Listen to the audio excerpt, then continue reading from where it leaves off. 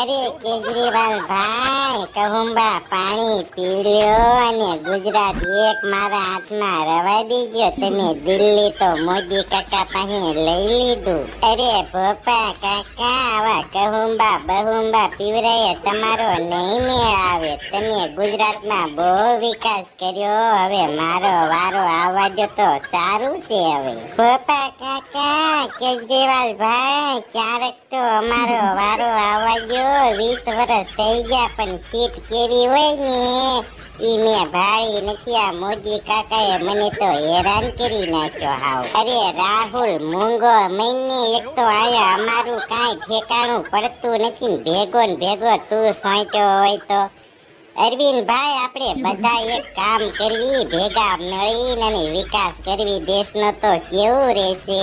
ના ઓ મોદી કાકા, તમે 20-25 વર્ષ રાજ કર્યું, તમે શું ઊંધ મળી નાખી મને કયો તો ખરા.